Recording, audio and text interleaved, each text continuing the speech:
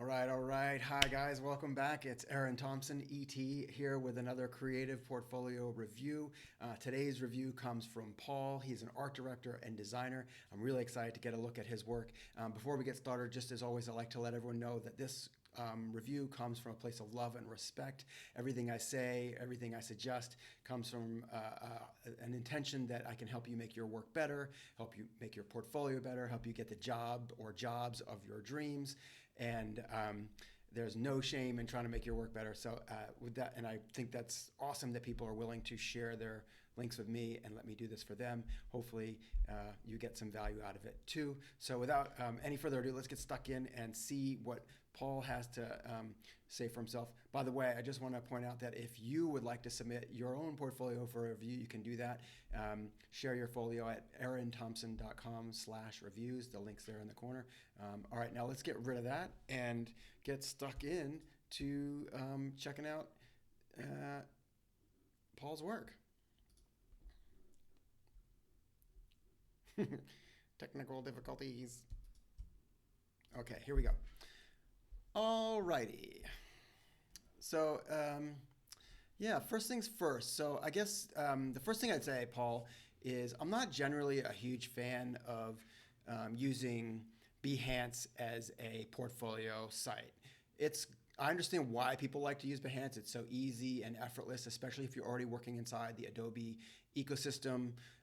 They make it really easy to do that. However, when I come here, I want to learn about you. I want to see your work, and I want a pretty quick, easy, unfiltered, unmessy opportunity to do that. And already there's a lot of links up here in the top left. There's links on the right to log in, to sign up, free trial, a logo. All this mess is getting in the way. I don't even know what all this jive logo works.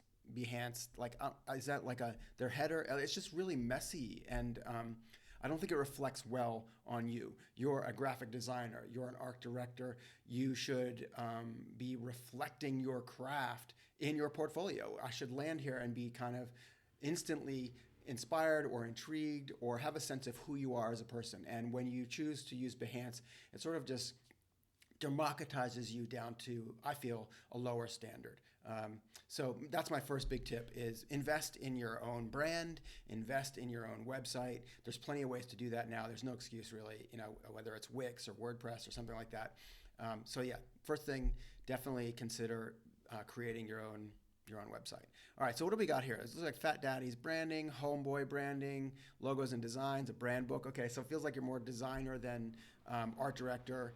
Emails, digital ads, cool. Parallax, DNA, education site, Jive, illustrations, Elevate. Okay, so, all right, so there's a bunch of illustration and some serious brand work. So we'll get stuck into it.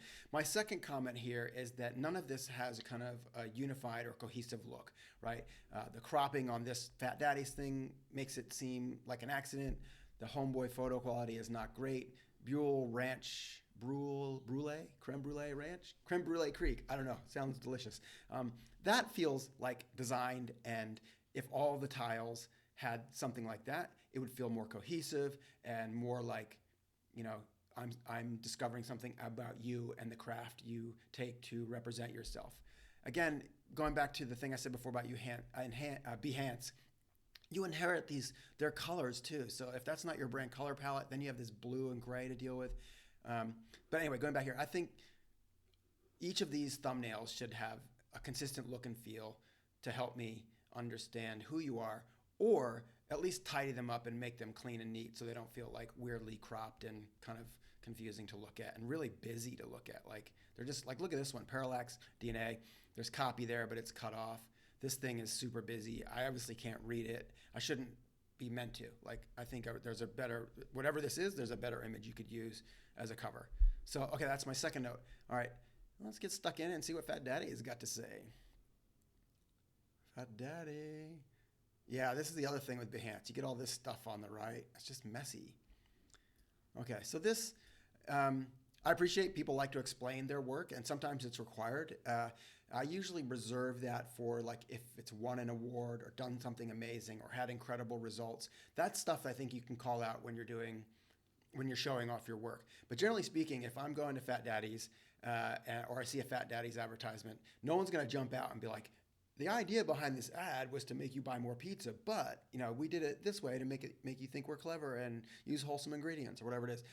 So generally speaking, if you have to explain it, maybe the work isn't working hard enough. That said, there are caveats to every rule, and for designers in particular, you might need to explain your path to coming up with the idea. And so I think there can be a place for this, but generally speaking, I just want to see the work. I don't need to necessarily hear your rationale or your explanation for how you got there.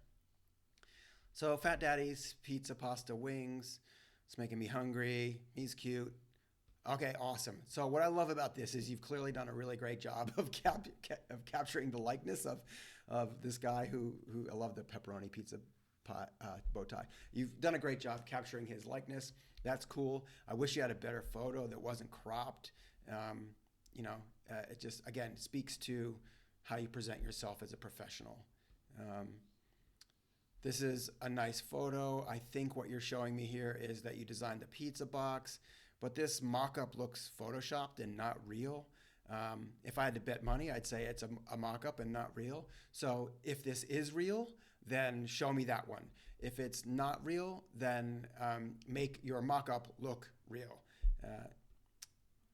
Okay, this is fun. I love the versatility here of the mark. So you've got, this is fun and playful.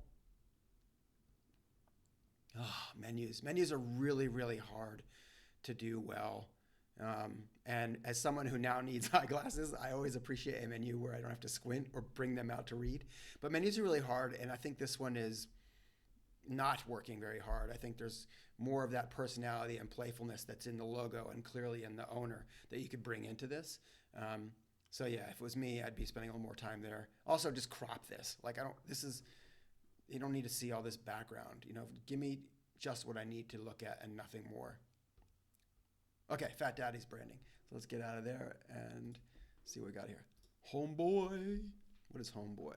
Gang Rehabilitation and Reentry Program in the World. Cool. Okay, this is interesting. I guess it's kind of fun to see sketchbooks. I understand again why designers feel like they want to show their process. I feel like this is potentially a thing that people do earlier in their careers. But as you get more advanced and move up, you don't need to show how. You just need to show where you landed, and let that be impressive on its own. This logo feels quite derivative. There's a clothing brand. It's not Lansdowne. Maybe there's Lansdowne. There's Everlast.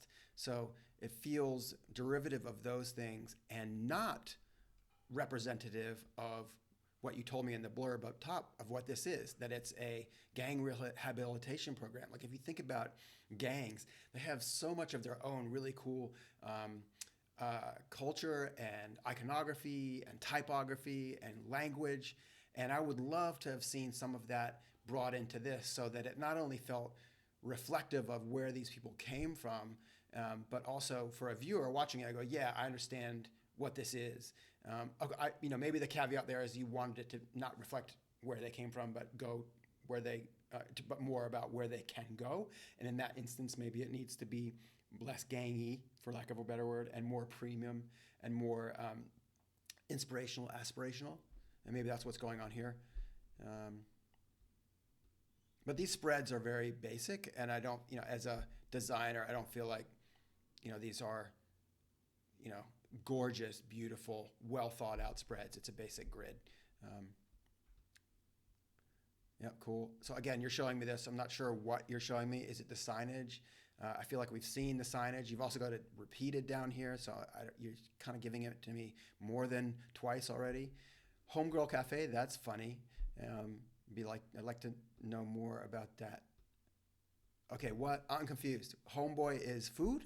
I thought it was gang rehabilitation programs. So unless those programs are about making food and creating products and giving them jobs at Homeboy Groceries or whatever that says, Homeboy Guacamole, giving them jobs at Homeboy, then yeah, this comes out of nowhere. It feels a bit left field. It feels like a different brief. Maybe it should be a different part of your portfolio. Like first part is Homeboy branding. Second part is Homeboy product packaging. That's the first thought. There he is, happy customer, Homeboy Foods. Okay, this is yeah, this is confusing. I think you need to explain what's going on here. Is it a rehabilitation program? Is it food? Is it both those things? Make it clear for me. Now it's Homegirl. So get with another Homeboy logo. Yeah, so this just feels a little bit convoluted and slightly unclear about what it is specifically you're showing me and why. So I think there's a little bit of work to do there to tidy that up.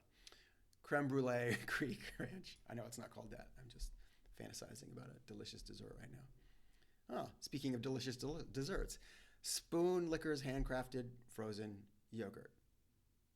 Okay, these are logos. Brulee Creek Ranch. Yep.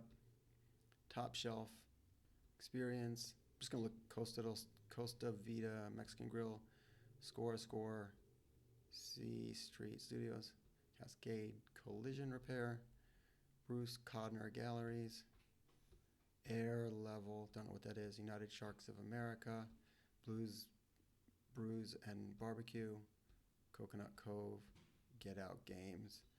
Hung. What is that? Chunga. Oh, Chunga. Couldn't read it. Okay. On Guard. Okay, cool. Let's start back at the top and go through these.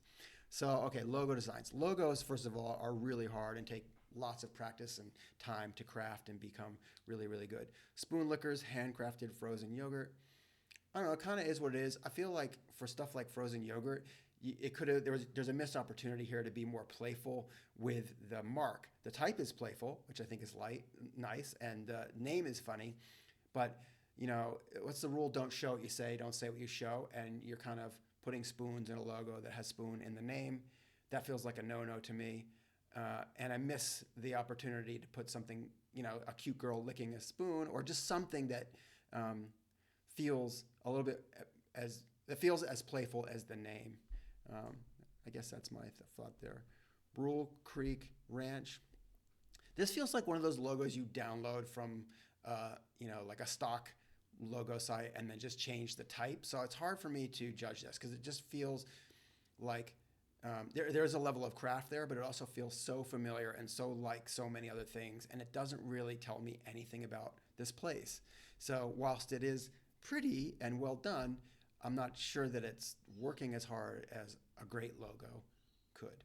Top Shelf Experience. Okay, this is Top Shelf, and the bottle make me think that this is some sort of bar service or a section in a bar or club. I don't know, but what the logo says to me is middle shelf. Right? You say Top Shelf, but you got this line going through the middle. So I don't know. Maybe I'm overthinking it, but it feels like middle shelf. So again, it feels like a bit of a disconnect. Costa Vida Fresh Mexican Grill. Again, this logo feels like really familiar, like I've seen it before. And if I didn't read it, I would think it was for a surf spot or a youth hostel at a beach or something. So for me, the best marks are the ones that kind of give you a clue about what the brand is before you actually read them. And I really love when they have some sort of an idea in them as well. And we'll talk more about that as we go down here. Score. So this feels really rigid. I get like it's an S made out of film with a musical note. So this is a company that, makes music for films. I get that. But if you think about music, music is such a fluid thing or a rhythmic thing. And this logo doesn't feel rhythmic nor fluid. So it feels like it's missing an opportunity to visually represent what it is. Yes, I get literally there's music, literally there's film. It's really obvious. But I feel like just from a craft perspective, what if that S had been more of a swoop than a right? And what if the music notes had been a little bit softer and on the points and things? Possibly that could have made this stronger. I'm also Yeah, no. Okay, that's it for that. Okay, score. C Street Studios. Again, don't know what it is. I guess it's a filming place. I like the C. I get this is the dotted lines in a road. At least that has more of an idea than some of the others, like the dotted line in the road. That makes it a street. Although I don't think streets have dotted lines. Only. It's an interesting question. Streets for me is like I don't know. Come back to me on that.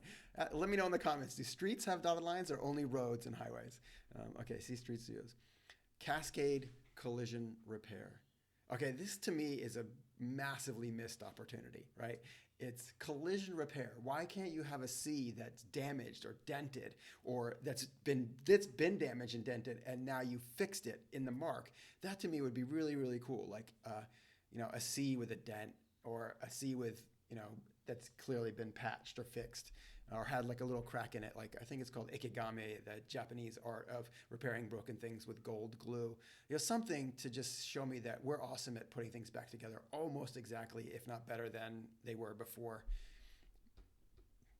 The other thing too is like with C Street Studios, Score is Score, Cascade, Bruce Conner Galleries, and Air Level.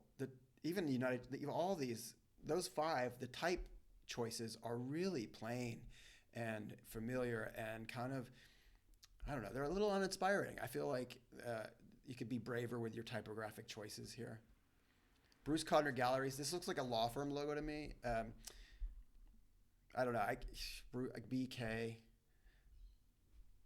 I don't know. I feel like, again, what if this line here was a frame, so that you felt like it was, at least it represented art? Or maybe what if it had like a red dot, like the sold thing, like something that just makes it show me that this is a gallery, and you as a designer understand what people who go to galleries are thinking and excited about and interested in. So a first off the top of my head way of improving this might be put the BK mark, which you crafted nicely, into a frame and put a red dot next to the frame, or a dot, or even just a white rectangle that represents the plaque that holds the information about artists. That to me already takes this to another level. The Bruce Conner Galleries type is so plain and so familiar for a gallery where you sell art. It feels like, again, missed opportunity. Air Level, cool thing, cool mark. Don't know what it's for. Really, really uninspiring typographic choice. United Sharks of America. Oh man, this would be like such a fun brief to work on, and yet I feel like here it's half the idea. Like, just what if you had like a shark bite out of the flag, right? Or a shark teeth biting out of the bottom of the word America, something, right? Or fins on top of the T, like just something that makes me go, yeah, sharks, because that's what I'm excited about. I mean, again, I don't know what United Sharks of America is, so maybe I'm completely off the mark here, but this again feels like it's missing the opportunity for an idea to be injected in. And in terms of logos with American flags, we've seen so many of them. Haven't seen that many with sharks, so I feel like that was the opportunity. Blues, brews, and barbecue. This feels hard to read. I can't quite explain why. Maybe it's just busy with the note blast coming out and pointing up at the brews. Blues, brews, and barbecue. Anyway, it's nice to see playing around with some type here that's not so familiar. Coconut Grove. Yeah, I don't know what it is, but I get it. It's funny that there's no coconuts. I mean, why couldn't one of the O's be a hairy coconut? That would at least give it a little something. Get Out Games. Cool. This looks like copperplate, one of the most overused fonts in the world. And this one, yeah, I read it wrong. I thought it was hung, but it's actually chunga. Did I read that right? Yeah, chunga. So gangland style tats are always, hard to read. It's kind of like New York City graffiti. If you haven't really grown up with it or studied it, it can be illegible to many. I feel like that with this. It's interesting, but crafted so far that it's almost hard to read. On Guard Alarm, again, feels very familiar and kind of not crafted typography.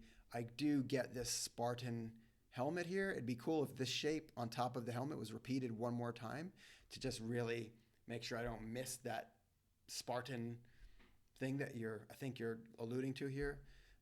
But this, if it's a security company, that logo should feel big, tough, strong, like impenetrable, right?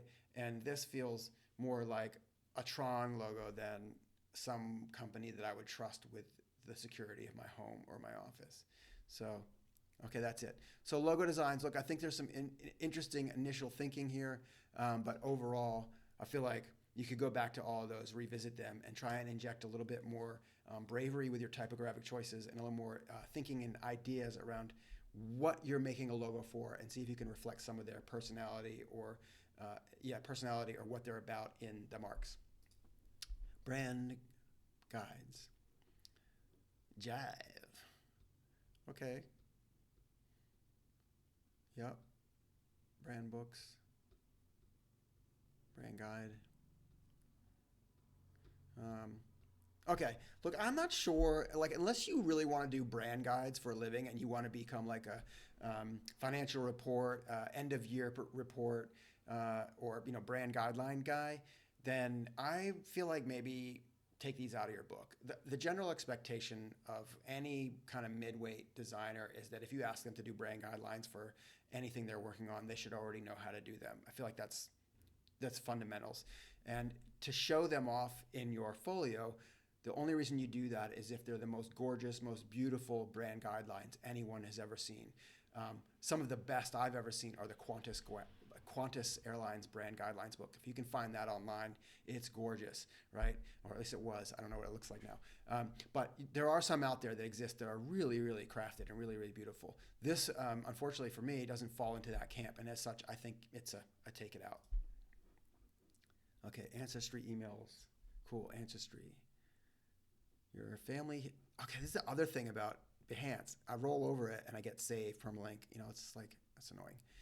Your family history awaits. We retool our DNA matching tool. DNA matching tool not only show you who you are. Okay.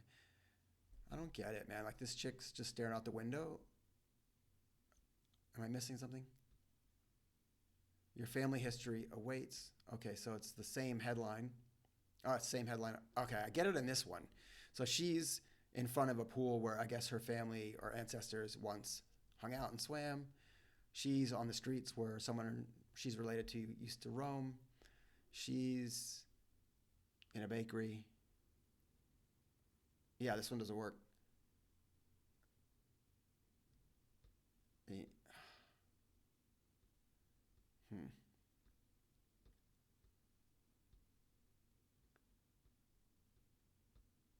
Wow. Okay. Yeah. So there's a tendency people sometimes do, which is they put everything in their portfolio that they ever made, right? Especially if it's produced, they think this is real. And the reality of real produced work is sometimes it's not always your best. Sometimes, you'll get a chunk of work from a brand and you'll do all of it, but only some of it is worth really showing and representative of what you're capable of as an art director or designer. And for me, that is this ad, this ad, and it's these two, right? The one where you can see her family in the pool, this where you can see her great great great great grandfather walking down the streets. Everything else, I'd get rid of it. It's not helping you as a designer. It's repetitive look and feel. It feels very retail-y and zero concept. And for those reasons, you make your folio infinitely stronger by just showing a campaign of two that actually have an idea and are gettable from a creative, like, what's the execution, what's the idea. That's my 2 cents. This feels like a complete ad. This one is missing the payoff down here, right? So maybe it's about taking that and putting up there. Maybe it's doing an own version for your book. This is something I think not enough people do. So you've got all the bones here for something really cool, but you haven't assembled them yet in a way that demonstrates the best piece of work you could do or could have done for this brand. So that's actually my updated tip, is get rid of all of this and do 1 or 2 things that are really, really perfect, sweet, and cool. And you're really close. I think it's, this image with this headline with a little bit of copy that explains, how you can reconnect to the people in your past is cool and interesting. And it's close enough to what you actually did that I don't think you'd have any shame in including it in your portfolio. Okay, what do we got here? Parallax DNA education site. Okay, so you're showing me a website, I guess, that you designed. DNA, the building blocks of life. One's interesting.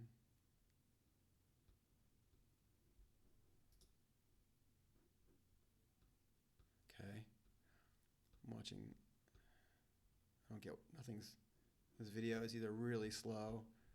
Is that it? Oh, it's already done. Yeah, okay.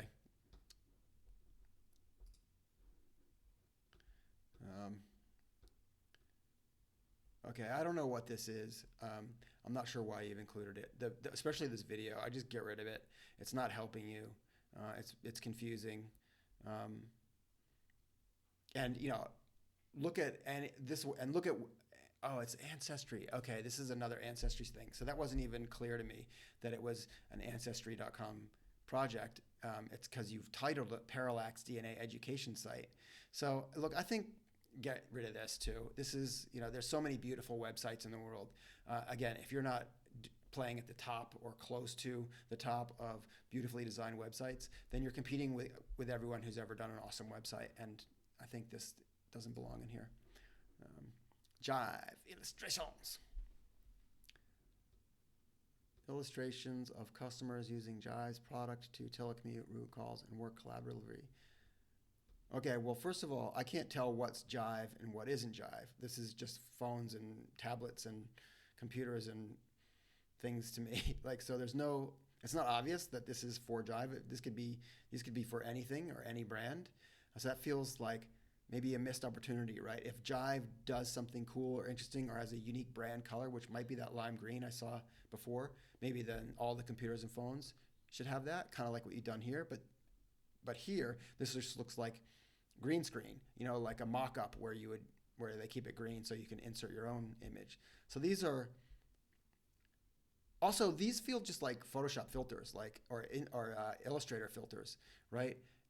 You didn't draw these. You took stock photos and did something to them. So to me, that's not really illustration.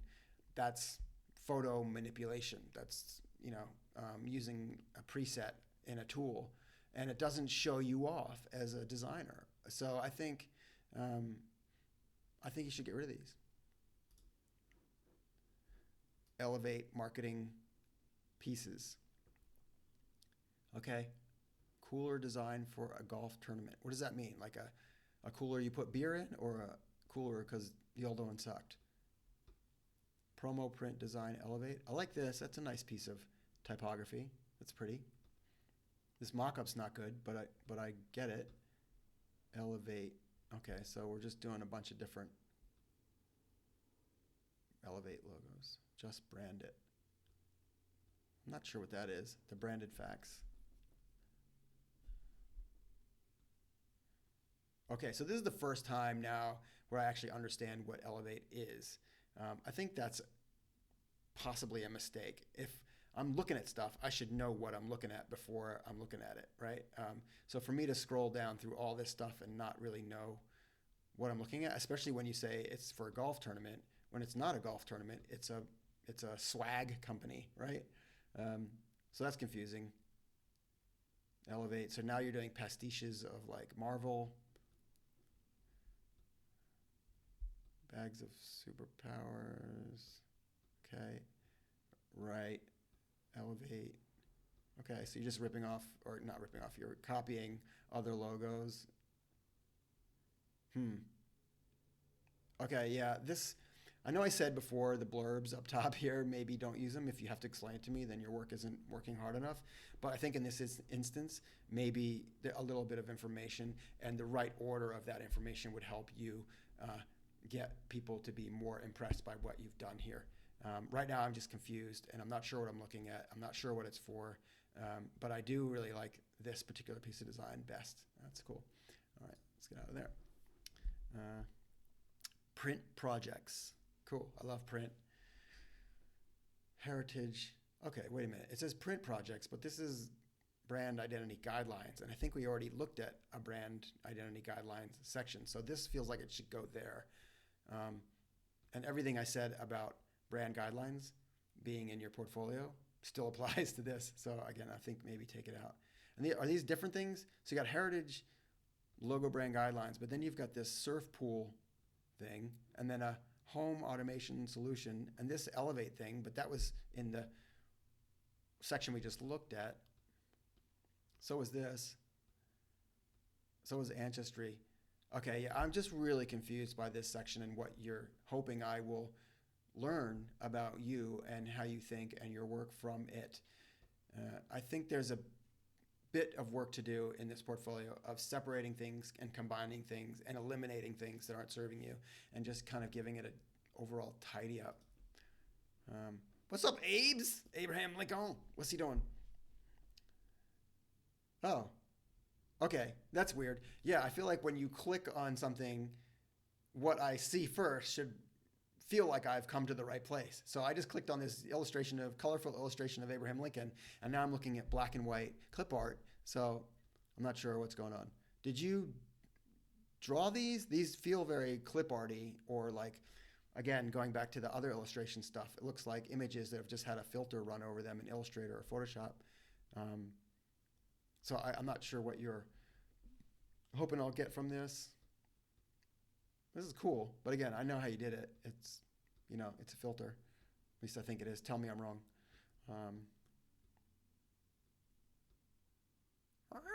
Eagle. Okay. So, yeah. So I guess none of these really feel like illustrations per se, right? This feels like a logo mark. This feels potentially like an illustration.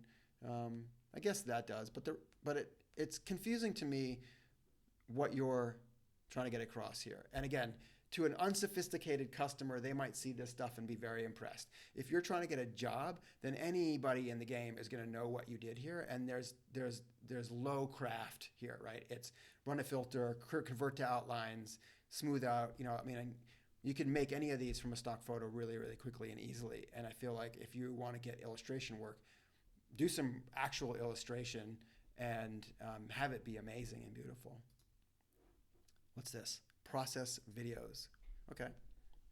A small percentage of the logos created in the last few years. Okay. So these are, okay, I'll just watch one. I'll just go get flyer for an outdoor concert series.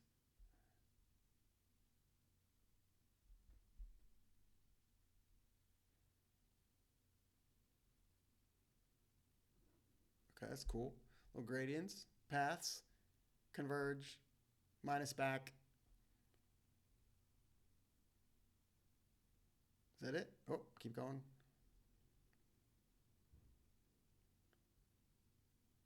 Okay, so that's all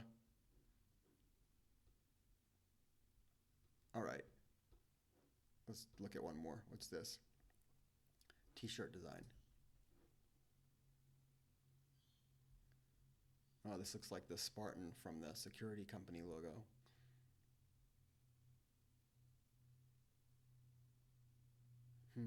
He's cool.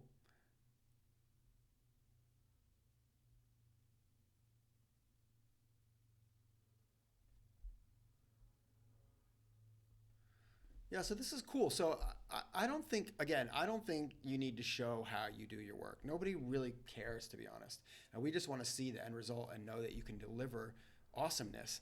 And this is cool, but it's not in your logos, which I don't understand. Like, this to me is one of the cooler things in your book, and it's buried in this kind of look how I make things section, which I don't think you need. I think just show me great stuff.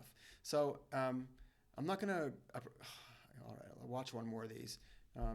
But I feel like, generally speaking, these are not that helpful in terms of getting you work or necessary. Yeah, okay, I get it. I'm going to click out of this. Put these illustrations in your logo section. That's where they belong. May the 4th. Okay, a fellow Star Wars nerd. I like that. Every year, Domo puts on a special employee appreciation event with Star Wars themes. Celebrate May the 4th. One year it fell on the 6th, so we adjusted. It's always fun, blah, blah, blah, blah, blah. You get to make things. Cool, man. Friends of the 6th, funny, cultural. That's funny. This is funny. I have mixed feelings about dates on work because sometimes you can have a piece of work that is just so good, you keep it in your portfolio for years, and there's this weird thing that when people look at it, they go, oh, 2013, that's old. right? And it diminishes the work. I understand in this instance you need it on there because it's May the 4th. But just as a note for anyone watching, if you have stuff in your portfolio that has dates and you can remove the dates, that helps it be a little bit more evergreen, and decreases the likelihood that someone might dismiss it as being old.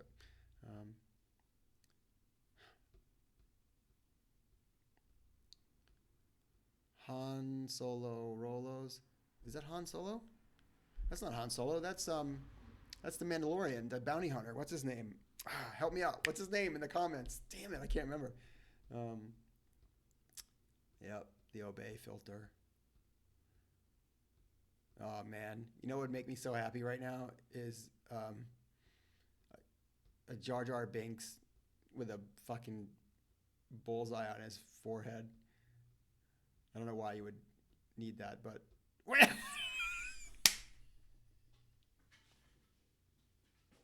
that's amazing. I'm channeling you, Paul. Oh my God, this is incredible. Okay, yes, this is my favorite thing in your portfolio by a long shot. This should be the cover of your website. This tells me who you are, how you think, what you think is funny, that you can copy stuff, and you have the craft skills to do that. Yeah, I love this. I mean, not just because I channeled it somehow, weirdly, but because it's great. Wampa, what's a wampa?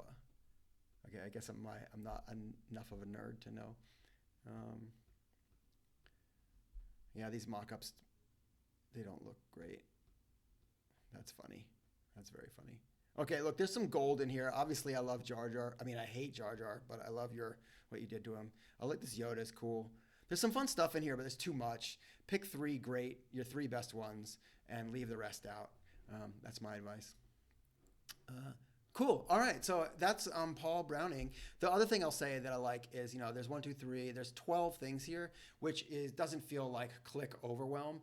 Granted, there's a lot of stuff behind these thumbnails, but when someone lands on your portfolio, you don't want to make them go, oh God, too much to look at. Where do I click on first?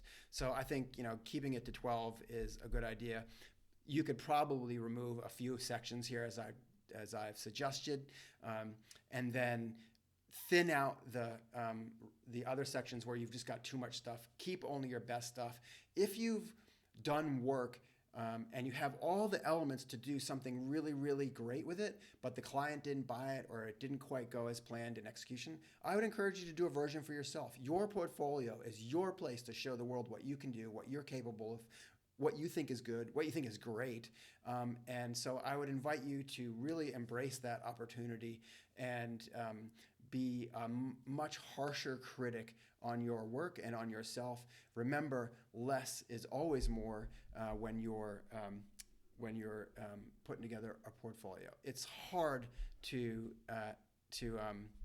want to let go of stuff, but I believe in you, Paul. You can do it. I can't wait to see how your portfolio progresses. I hope you'll share it with me again down the track.